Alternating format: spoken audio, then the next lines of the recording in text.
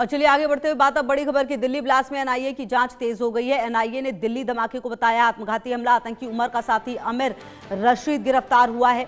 धमाके वाली कार आमिर के नाम पर रजिस्टर्ड थी। तो ये जानकारी आपको दे दें, जहां पर इस पूरे घटनाक्रम में जो एनआईए है उसने दिल्ली की घटना को आत्मघाती हमला जो है वो बताया है। और आपको बता दें कि ये घटना जिस तरह से हुई, जिस तरह से लोगों की जान गई, और अब इस पूरे मामले में लगातार जो खुलासे हैं वो भी हुए हैं। तो आपको बता दें कि दिल्ली में लाल किले के पास चांदनी चौक में 10 नवंबर को i20 कार में धमाके वाली जगह के पास से जो मलबे हैं वहां पर पुलिस को काफ़ी कुछ मिल भी रहा है और जिंदा कारतूस भी मिला है।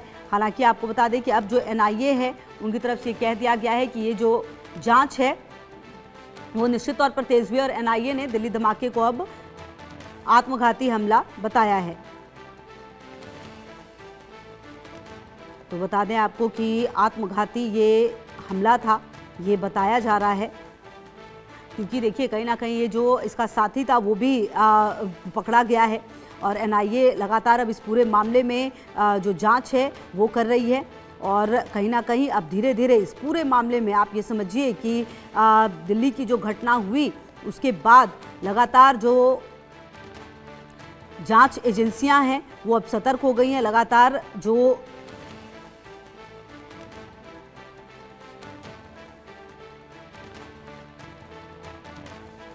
और जावेद हमारी सहयोगी ज़्यादा जानकारी के लिए, और वर्षा भी हमारे साथ। जावेद, सबसे पहले आप ही के पास आते हुए देखिए जावेद, जब से एनआईए ने जांच अपने हाथ में ली है तब से कई बड़े खुलासे इस पूरे केस में हुए हैं और अब ये जानकारी जहां पर इस पूरे घटनाक्रम को आत्मघाती हमला बताया गया है, क्योंकि ये जो साथी है वो भी गिरफ्तार हो चुका है और उसने शायद उसके बाद ही कई सारी जानकारियां हैं जो एनआईए के हाथ लगी हैं। जावेद जी देखिए, बिल्कुल जो दिल्ली के 10 नवंबर को दिल्ली के लाल किले के पास जिस तरीके से कार में ब्लास्ट हुआ, उस ब्लास्ट में उमर जो है नबी, उसकी मौत हो गई। और कहीं ना कहीं ये आत्मघाती हमला इसलिए बताया जा रहा है क्योंकि पूरी तरीके से जो 30 से 40 किलो अमोनियम नाइट्रेट था उस गाड़ी में पूरी तरीके से अनस्टॉल्ड था और इसे कहीं और ले जाया जा रहा था।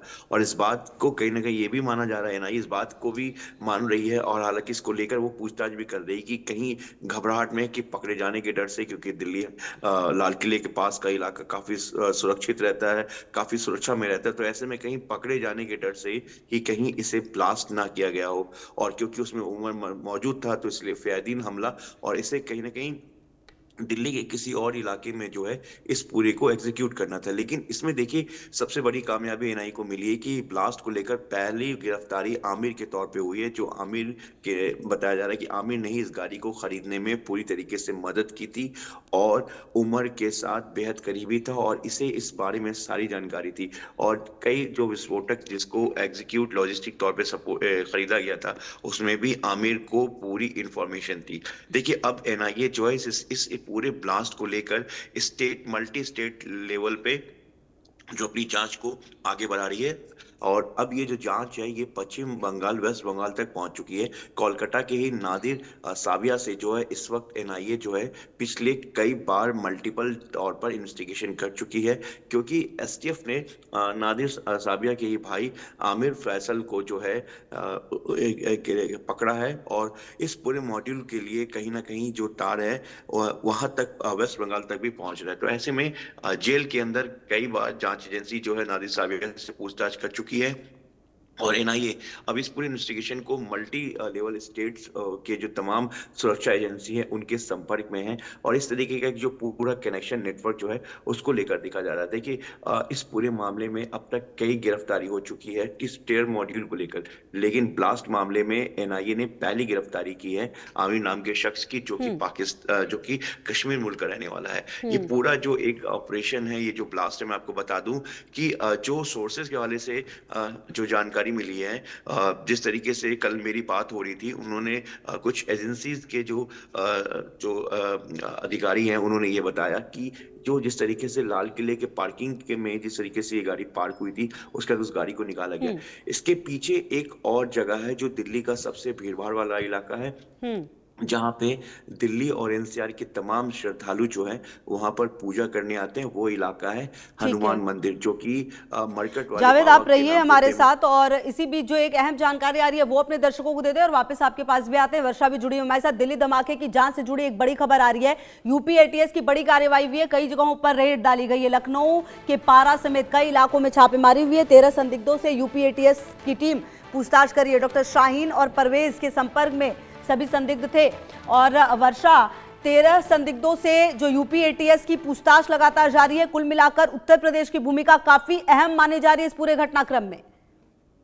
देखिए, बिल्कुल जिस तरीके से ये ब्लास्ट रहा है उससे पहले जिस तरीके से फरीदाबाद से शाहीन और परवेज की गिरफ्तारी जो हुई है उसको लेकर अब यूपी एटीएस लगातार जांच पड़ताल कर रही है। इसमें कल यूपी एटीएस ने 13 लोगों से पूछताछ की है, जिसके बाद 2 लोगों को नेपाल बॉर्डर से भी पकड़ा है। ये दोनों डॉक्टर बताए जा रहे हैं। और जिस तरीके से राजधानी लखनऊ के अलग अलग इलाके में छापेमारी चल रही थी, इसमें चारबाग से लेकर पारा का इलाका बताया जा रहा है। कई होटलों में भी जांच पड़ताल हुई है, क्योंकि जिस तरीके से बताया गया कि 2 महीने पहले शाहीन लखनऊ आई थी और शाहीन ने कई लोगों से मुलाकात की थी, जिसको लेकर कई होटलों में छापेमारी की गई थी। ये पता लगाया जा रहा है कि आखिर कहां पर शाहीन रुकी थी, क्या प्लानिंग कर रही थी, किस तरीके से कितनी बार वो लखनऊ आई थी और किस तरीके से जो प्लानिंग रही है वो रही है। क्योंकि इससे पहले जो छापेमारी हुई है वो एनआईए और एटीएस और जम्मू कश्मीर पुलिस ने शाहीन के घर पर और परवेज के घर पर की थी। उससे पहले इंटीग्रल यूनिवर्सिटी में भी छापेमारी की गई थी और ये पूरी तरीके से पता लगाने की कोशिश कर रही थी कि आखिर शाहीन और परवेज किस तरीके से कनेक्टिंग रहते थे, क्या बॉन्ड के जरिए ये पूरा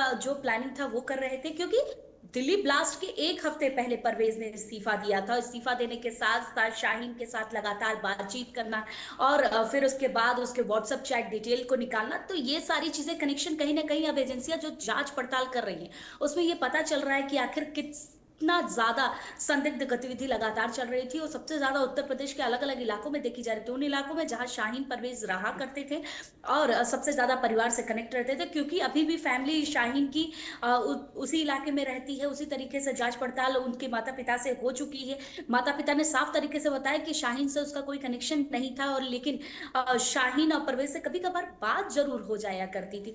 लेकिन गतिविधियां जिस तरीके की शाहीन की रही है, ये माना जा रहा है कि 2 महीने पहले जो शाहीन लखनऊ आई थी उसमें उसने अपने माता पिता से भी मुलाकात की है और जिन इलाकों में वो रही थी उस सभी इलाकों में एटीएस जांच पड़ताल कर रही है। उसके अलावा उत्तर प्रदेश के अलग अलग इलाकों में भी जांच की जा रही है, बॉर्डरों पर भी जांच की जा रही है। और जिस तरीके से बॉर्डर से 2 लोगों को गिरफ्तार किया गया है, ये माना जा रहा है कि दिल्ली ब्लास्ट में इनका हाथ था और ये भी शाहीन और परवेज से पूरी तरीके से मिले हुए थे। बिल्कुल वर्षा, आप रहिए हमारे साथ। और आप देखिए जावेद, कहीं ना कहीं ये जो पूरी कड़ी से कड़ी मिल रही है, मतलब साफ है कि अब जब एनआईए के हाथों जिम्मा है तो सारी चीजें अब धीरे धीरे साथ में आएंगी। लेकिन जावेद, एक बात तो तय है कि जिस तरीके से ये पूरा हमला हुआ है, अब तक की जांच में इतना तो पता चल चुका है कि ये पूरा जो हमला था वो बहुत ही जल्दबाजी में किया गया। क्योंकि ये जो आतंकवादी थे ये घबरा गए थे कि जब इनके साथी पकड़ा गए तो शायद इन्हें ये डर और घबराहट में ही ये घटना जो है वो अंजाम दी गई है। कहीं ना कहीं एनआईए इस तरफ भी इशारा कर रही है जावेद। और देखिए खुशबू, बिल्कुल जिस तरीके से एनआईए की जांच एजेंसी जो है इस पूरी जांच से जुड़े हुए हैं और उनकी जांच लगातार आगे बढ़ रही है। इसमें एक चीज और जो है एजेंसी को इस बात को का अंदेशा है, जो हालांकि अभी आधिकारिक तौर पर इसकी पुष्टि नहीं हुई है, कि जिस तरह से 10 नवंबर को दिल्ली के लाल किले के बेहद करीब तरीके से है वहां पर उस लाल किले के पीछे खुशबू देखिए, वहां पर मरकट वाले बाबा, जिनको जहाँ पे एक हनुमान मंदिर है, आपको बता दें कि सैकड़ों की तादाद में, हजारों की तादाद में लोग वहां पर पूजा के लिए आते हैं और लाल किले के पास ये गाड़ी पार्क हुई थी। अब एजेंसी इस एंगल पे भी जांच कर रही कि क्या लाल किले से जो हनुमान मंदिर है, जो आईएसबीटी के पास है, मरकट वाला बाबा जिन्हें कहा जाता है, वहां से महज चंद कदमों की दूरी पर है। और इस ब्लास्ट को क्या वहां पर एग्जीक्यूट करने का इनको इरादा था, क्योंकि मंगलवार के दिन, सोमवार को ये गाड़ी पार्क की गई और मंगलवार को जो है जो लोग हैं हनुमान जी की पूजा करने के लिए मरकट वाले बाबा के नाम से जो मंदिर मशहूर है वहां पर आते हैं। इस एंगल को भी लेकर जांच की जा रही, क्योंकि अगर ऐसा होता तो बहुत बड़ा नुकसान होता, क्योंकि हजारों की तादाद में लोग वहां पर आते हैं और वहां पे लाइन लगकर जो पूजा करने जाते हैं, और वो लाल किले के बिल्कुल पास का इलाका है। और वहां से क्या यू टर्न करने के बाद इस गाड़ी को वहां सेट करना था रात के वक्त, या जिससे कि सुबह को आतंकी हमला दिया जा सके। क्योंकि इस पैटर्न पे भी जांच एजेंसी जांच कर रही है। दूसरी तरफ एजेंसी जो है हर स्टेट्स के, वेस्ट बंगाल की अगर हम बात करें, क्योंकि एनआईए की जांच जो है वेस्ट बंगाल पर आकर रुकी है, वहां पे ठीक कुछ है, आप रहिए जावेद हमारे साथ, महत्वपूर्ण जानकारी आप दे रहे हैं, लेकिन इसी बीच जो अहम जानकारी आ रही है वो अपने दर्शकों को बता दे। फरीदाबाद मॉड्यूल मामले में लखनऊ में एक्शन हुआ है। यूपी एटीएस शाहीन के बैंक अकाउंट खंगाल रही है। सूत्रों के हवाले से जानकारी भी है। डॉक्टर शाहीन के पास 7 बैंक खातों की जानकारी मिली है। शाहीन के लखनऊ, कानपुर, सहारनपुर में बैंक अकाउंट्स थे। 7 साल में करीब 1 करोड़ 55 लाख रुपए का लेन देन हुआ है। सूत्रों के मुताबिक ये भी जानकारी सामने आ रही है। अब देखिए वर्षा, ये जो पूरी स्थिति है इससे एक बात तो तय है कि कुल मिलाकर ये पूरा जो हमला था, जो करने की इनकी पूरी प्लानिंग और भी ज्यादा थी, इसमें देखिए बिना फंडिंग के तो ये पॉसिबल हो नहीं सकता। और ऐसे में अगर अकाउंट्स की जांच हो रही है तो इससे बहुत कुछ खुलासे हो सकते हैं। मतलब साफ है कि आखिरकार ये पैसे कहां, किसको भेजे गए, किससे लेन देन हुआ, सारी तस्वीर अब धीरे धीरे साफ हो रही है। देखिए बिल्कुल, जिस तरीके से अब शाहीन से पूछताछ हो रही है, शाहीन के इलेक्ट्रॉनिक गैजेट के अलावा अकाउंट डिटेल को खंगाला जा रहा है, तो ये साफ तरीके से पता चल रहा है कि उसका कनेक्शन कितना दूर तक था और किस तरीके से पैसे उसके पास आया जाया करते थे और लेन देन की बड़ी प्रक्रिया चलती थी। क्योंकि ये बताया जा रहा है टीम डी को शाहीन लीड करती थी, तो जाहिर सी बात है पैसे की हेरफेर तो लगातार बनी हुई थी। लेकिन जिस तरीके से लखनऊ, कानपुर, फरीदाबाद, इन सभी इलाकों में शाहीन का कनेक्शन था, इन सभी जगहों पर उसके अकाउंट खुले हुए थे। क्योंकि लखनऊ से वो रहने वाली थी, कानपुर में उसने अपने पति के साथ भी उसका कई पूरा समय बीता था, कानपुर के बाद फरीदाबाद, इन सभी इलाकों में उसके अकाउंट थे। लगभग 7 अकाउंट के बारे में बताया जा रहा है। और जिस तरीके से शाहीन का ये पूरा जाल जो फैला हुआ था, उसमें ये देखा जा रहा है कि आखिर किस तरीके की लेन देन शाहीन करती थी। जो अपनी टीम डी की तैयारी कर रही थी, उस टीम डी में किस तरीके से पैसे की हेरफेर किया जा रहा था। क्योंकि जिस तरीके की उसकी यात्रा को बताया जा रहा है, तुर्की से लेकर अन्य इलाकों में वो जा चुकी थी, लगातार टहला कर रही थी, मॉड्यूल को पढ़ा कर रही थी और जानने की कोशिश कर रही थी कि आखिर किस तरीके से बड़ी प्लानिंग को किया जा सकता है। तो ये कहीं ना कहीं साफ है कि जैश ए मोहम्मद की महिला टीम को लीड करने वाली शाहीन की प्लानिंग बहुत बड़ी थी। और जिस तरीके की प्लानिंग वो कर रही थी, शायद उस प्लानिंग को अब ध्वस्त करने के लिए और भी तरीके से एजेंसियां लगी हुई हैं। क्योंकि अब जगह जगह से जिस तरीके की गिरफ्तारी हो रही है वो नजर आ रही है। ये पता चल रहा है कि जो पैसे की हेरफेर है वो तो हुआ कर रही है, लेकिन उसके साथ साथ जो प्लानिंग थी वो अलग अलग इलाकों में अलग अलग तरीके से चलने वाले काम को बढ़ाया जा रहा था। और ये देखा जा रहा था कि आखिर किस तरीके से महिलाओं की जो एक बड़ी टीम है उसको तैयार किया जा सके और महिलाओं के जरिए ये सारे काम को कराया जा सके। क्योंकि जितना शाहीन को पकड़ने के बाद जांच एजेंसियों ने पड़ताल की है, इसमें ये साफ हो चुका है कि शाहीन ने बहुत बड़ी प्लानिंग कर रखी थी और शाहीन का कनेक्शन हर जगह से मौजूदा स्थिति में नजर आ रहा था। चाहे वो मुजम्मिल से हो, चाहे वो परवेज से हो, चाहे आमिर से हो, हर जगह शाहीन का नाम जरूर नजर आ रहा है। और जिस तरीके से उसकी टीम की बातें की जा रही है, जिस तरीके से अब उसकी चीजों को खंगाला जा रहा है, ये शाहीन बहुत बड़ी मास्टरमाइंड नजर आ रही है। बिल्कुल। और देखिए जावेद, कहीं ना कहीं शाहीन जो है उसकी भूमिका तो तय हो रही है, लेकिन अब इस पूरे इसमें ये एक चीज़ ये भी देखना होगा जो पैसों का लेन देन है। क्योंकि शुरुआत में ये भी जानकारी जावेद आई थी कि टर्की की भूमिका भी हो सकती है, क्योंकि बातचीत वहां पर भी हुई है, वहां पर भी ये जो मुख्य आरोपी हैं गए हैं। तो कुल मिलाकर ये जो बैंक अकाउंट्स की डिटेल हैं, ये फोन गैजेट्स जो हैं, यही वो अहम रास्ते बनेंगे जावेद, जिससे पूरी तस्वीर साफ हो पाएगी। बिल्कुल, कई ऐसे एविडेंस है, डिजिटल एविडेंस है, और जो इसके साथ साथ कई ऐसे टेक्निकली बेस पर जो है एनआईए अपनी जांच को आगे बढ़ा रही है खुशबू। और सबसे बड़ी बात यह है कि अल्फला यूनिवर्सिटी के बिल्डिंग नंबर 17 रूम नंबर 13, जहां पर पूरी तरीके से एग्जीक्यूशन किया जाता था, तमाम जो डॉक्टर्स थे इस मॉड्यूल से जुड़े हुए थे, उनकी मीटिंग चलती थी। उस मीटिंग में कौन कौन लोग शामिल थे, अब इसे भी एजेंसी उस वक्त के डम डाटा और वहां के कॉल डिटेल से इस पूरे इस टेक्निकली बेस पर इसको जो है रिकवर करने की कोशिश कर रही है। देखिए 13 नंबर कमरे में बताया गया है कि वहां पर बाकायदा मीटिंग होती थी, वहां पर कौन कौन लोग जाते थे। ये एक बहुत छोटा नेक्सस नहीं है, क्योंकि देखिए ये जो इन्वेस्टिगेशन है, केंद्रीय एजेंसी की बात करें या स्टेट लेवल के स्टेट एजेंसीज की, यानी कि लोकल इंटेलिजेंस यूनिट की बात करें, तो पश्चिम बंगाल, दिल्ली, बिहार, उत्तर प्रदेश, हरियाणा, जम्मू कश्मीर, ये तमाम स्टेट्स में जो है लोकल इंटेलिजेंस के बेस को भी एनआईए ने उनसे लगातार कोऑर्डिनेशन बनाई हुई है। इसमें तकरीबन देखिए 100 से ज्यादा डॉक्टर्स की अभी भी स्क्रीनिंग की जा रही है, जो कहीं ना कहीं एजेंसीज के रडार पे है। और एक रूट मैप पूरा जो है दिल्ली से लेकर उत्तर प्रदेश, हरियाणा होते हुए जम्मू कश्मीर तक जा टिका है। अब इसमें और कितने डॉक्टर्स क्या सबके कितने कितने हैंडलर्स, क्योंकि जिस तरह से डॉक्टर शाहीन और जिस तरह से मेरी सहयोगी वर्षा बता रही है कि उत्तर प्रदेश में जिस तरीके से जी डॉक्टर शाहीन जिस तरीके से उनका भाई परवेज, इसके अलावा सबसे पहले डॉक्टर आदिल जो कि सहारनपुर के बिल्कुल मॉड्यूल के जावेद, इस पास पर थे, रहेगी डॉक्टर। लगातार नजर कि आने वाले समय में और क्या कुछ खुलासे होते हैं। बहरहाल शुक्रिया आप दोनों का, वर्षा आपका भी और जावेद आपका भी, तमाम जानकारियों के लिए। देखिए, दिल्ली ब्लास्ट में साफ हो गया कि जिन्होंने धमाका किया और जो इससे जुड़ रहे हैं वो ये कबूल कर चुके हैं कि उन्होंने बाबरी ढांचे का बदला लेना था। लेकिन सवाल ये कि ये नफरत की आग कब तक जलती रहेगी? जब कानूनी तौर पर उसका फैसला हो चुका है तो बदले की इस आग के धधकने का मतलब क्या है? एक रिपोर्ट देखिए।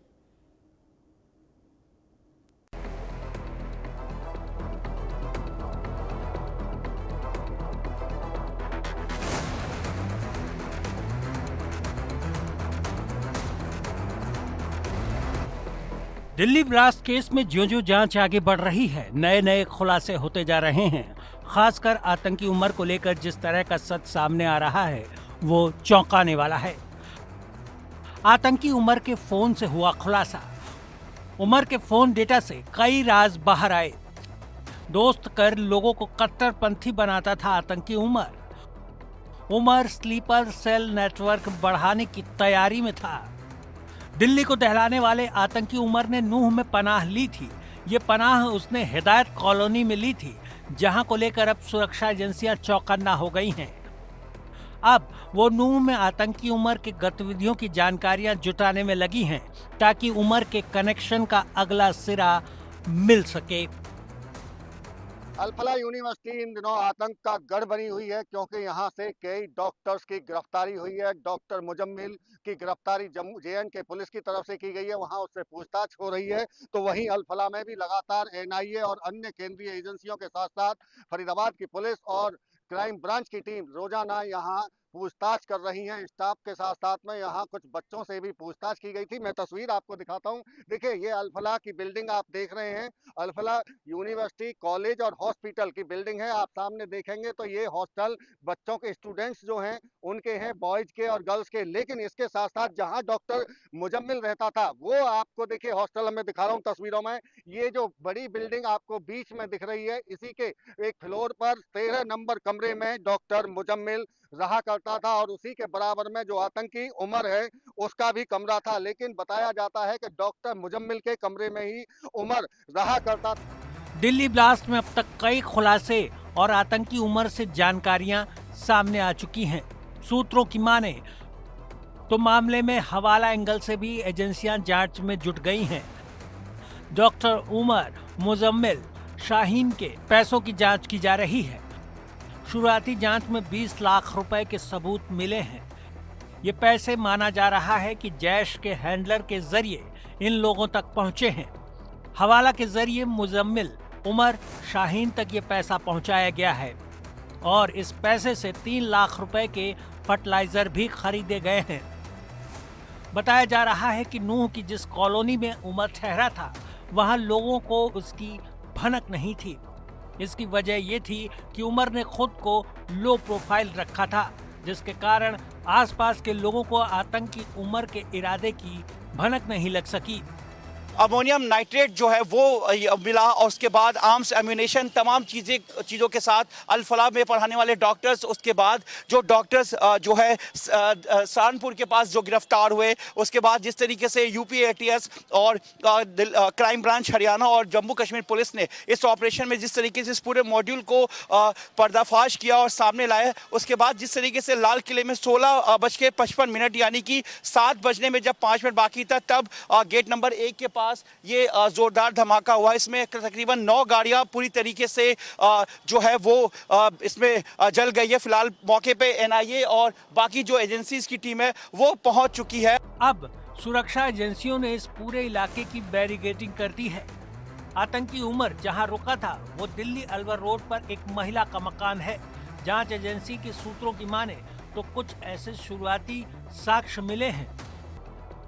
उमर के रहने की भनक न तो आसपास के लोगों को लगी और न ही लोकल इंटेलिजेंस वालों को।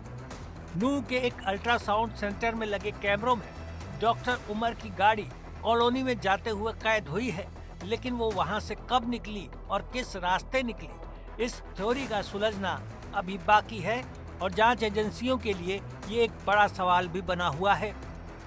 Bureau report, India news. तमाम खबरों पर नजर आप रही है हमारे साथ।